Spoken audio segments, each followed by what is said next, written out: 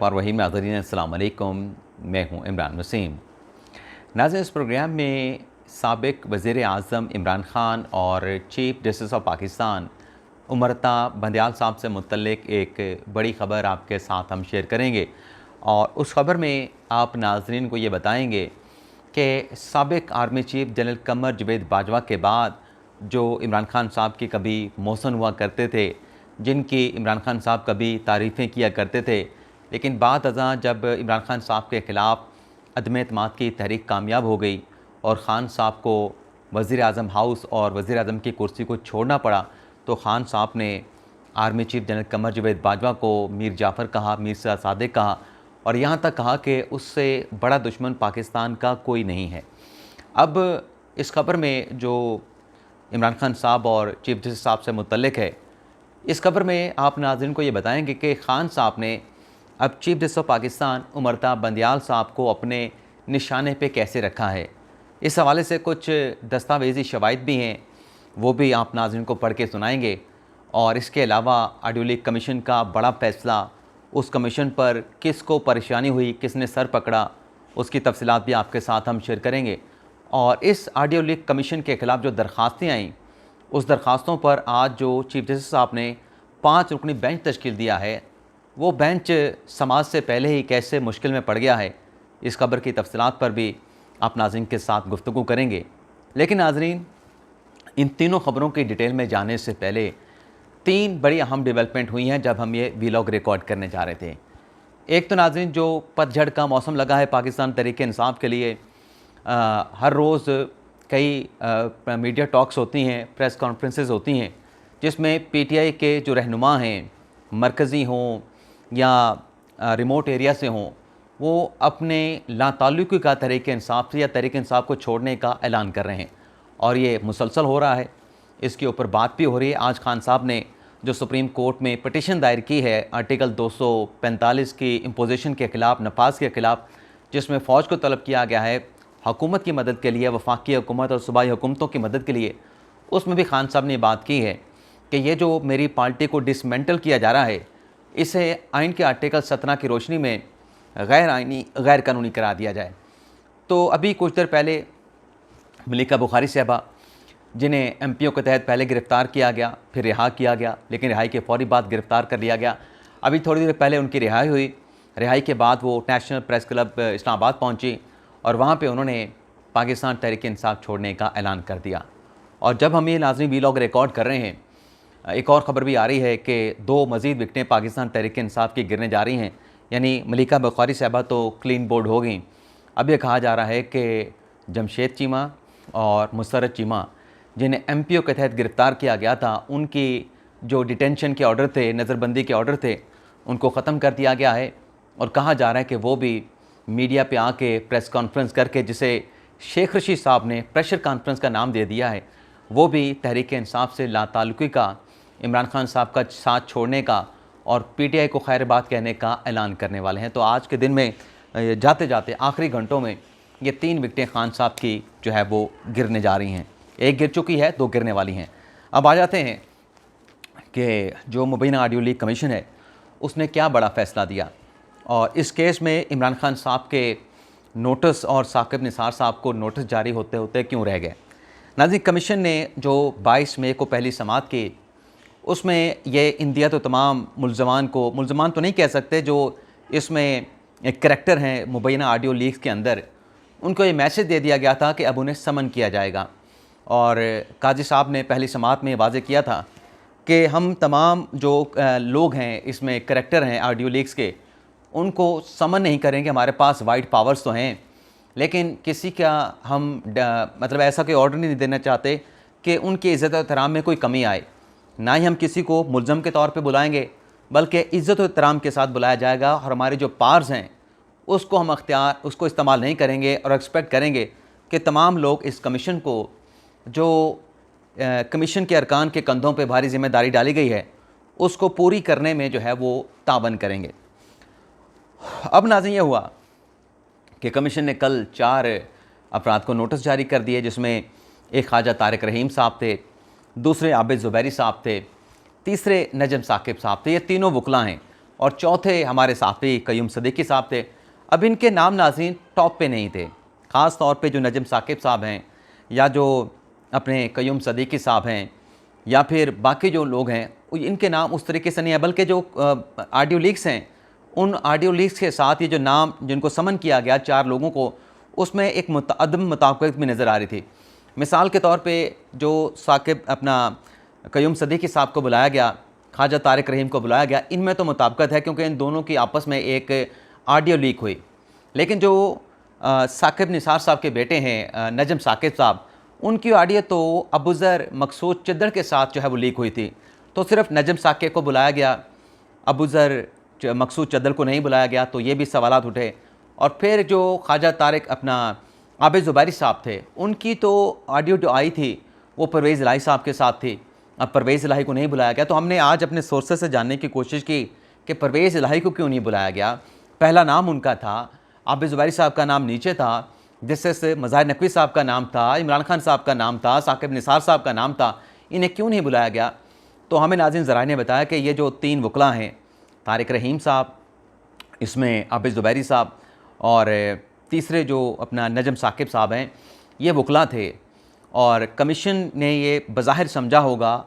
उसको ये लगा होगा कि ये लोग वकील होने के नाते, कानून और आइन को समझने के नाते कमीशन के साथ ताउन करेंगे, तो लिहाजा इसलिए हो सकता है कि कमीशन ने पहले इन लोगों को बुलाया होगा कि आसानी के साथ इनके बयानात रिकॉर्ड हो जाएंगे, कोई मुज़ाहमत नहीं होगी और साफ़ी भी आ जाएंगे। क़य्यूम सदीक़ी साहब वो भी बड़ी आसानी के साथ अपना बयान रिकॉर्ड के करा के चले जाएंगे। और फिर हमने पूछा कि इमरान खान साहब को और बाकी लोगों को नोटिस क्यों नहीं हुआ, ये तो 12 लोगों की फहरिस्त थी।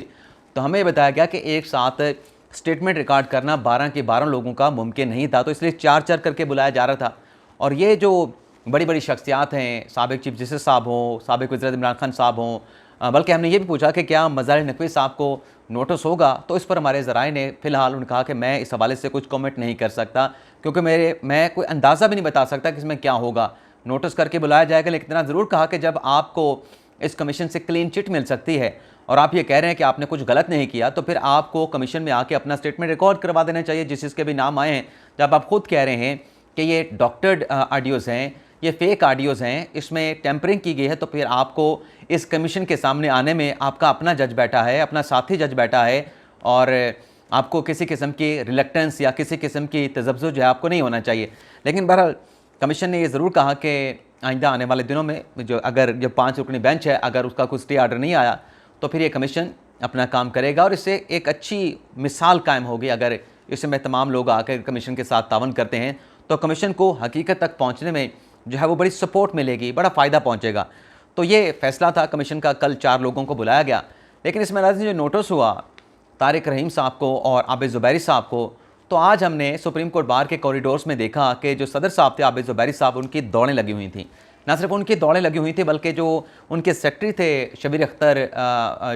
मुक़्तदर शबीर अख्तर साहब, वो भी उनके साथ भागे भागे फिर रहे थे। अंदाज़ा ये हुआ कि वो जो तलबी का समन कमीशन ने जारी किया है उसकी हिद्दत थी, और आज वो हर हाल में सुप्रीम कोर्ट में दरख्वास्त दायर करना चाह रहे थे। लेकिन बहरहाल उनकी दरख्वास्त भी दायर हो गई, बेंच भी बन गया, कल समाअत के लिए दरख्वास्तें मुकर्रर भी हो गई। लेकिन आज जो बेंच बनाया गया उमरता बंदयाल साहब की सरबराही में, उस पर सवालात जन्म ले लिया है। पिछले भी व्लॉग में हमने बात की कि ये बेंच है, फ़लाँ जज साहबान को शामिल किया गया है, तो उसमें जो नीचे कमेंट्स आए, तमाम देखने वाले नाज़रीन ने कहा कि ये कैसे हो सकता है कि एक ऐसी ऑडियो जिसमें चीफ साहब की अपनी मुबैना तौर पे जो खुशदामन है, जो सास हैं, वो गुफ्तगू कर रही हैं ख्वाजा तारिक रहीम की अहलिया राफिया तारिक के साथ। तो जब ये मामला उनकी ज़ात से मुतल्लिक़ है, तो ये तो बराह रास्त कन्फ्लिक्ट ऑफ इंटरेस्ट बनता है। तो चीफ साहब को इस बेंच में बैठना चाहिए। क्या चीफ साहब को ये मुकदमा सुनना चाहिए था? क्या चीफ साहब को इस केस के हवाले से बेंच भी तश्कील देना चाहिए था? क्या ये किसी और को नहीं दे देना चाहिए था कि वो बेंच तश्कील दें? तो ये बड़े अहम सवालात उठाए गए हैं। यानी कल की समाअत से पहले ये जो बेंच की कंपोजिशन है, जो बेंच की तश्कील है, उसके ऊपर सवालात ने जन्म ले लिया है। अभी कुछ देर पहले हम एक टीवी टॉक शो देख रहे थे, उसमें भी यही बात की जा रही थी कि जब अपना रिलेटिव करीबी अजीज़ इस सारी इंक्वायरी में इन्वॉल्व है, तो चीफ साहब को इस कमीशन का हेड जो है वो नहीं बनना चाहिए था। लेकिन बहरहाल चीफ साहब ने सोच समझ के फ़ैसला किया होगा, तमाम कॉन्सिक्वेंस देख के फ़ैसला किया होगा। लेकिन सोशल मीडिया पे ऊपर जो बात हो रही है, उससे भी कोई अच्छा मैसेज नहीं किया, और वो बात बिल्कुल वैलिड भी नज़र आती है कि हमने इस तरह के केसेस में देखा कि जहाँ आपका कोई थोड़ा सा भी लिंक किसी पार्टी के साथ हो, जज साहब जो हैं वो केस सुनने से इनकार कर देते हैं। तो देखते हैं कि कल इस केस में क्या कोई ऐसा कोई एतराज़ या फिर इस ऑब्जर्वेशन के ऊपर जो सवालात उठाए गए हैं, सवालात के ऊपर बेंच क्या फ़ैसला करता है ये तो कल ही पता चलेगा। लेकिन खान साहब ने किस तरह से चीफ जस्टिस बंदयाल साहब, जिन्हें मौसम भी कहा जाता है, चीफ जस्टिस साहब का सोशल मीडिया के ऊपर के हम ख्याल जजेज़ हैं,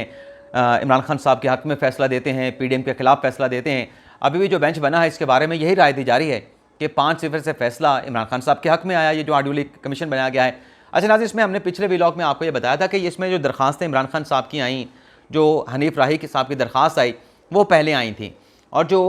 आबिद ज़ुबैरी साहब की दरख्वास्त है और मुक़्तदर शब्बीर अख्तर साहब की दरख्वास्त है वो बाद में आई थी। तो इस पर भी हमें बड़े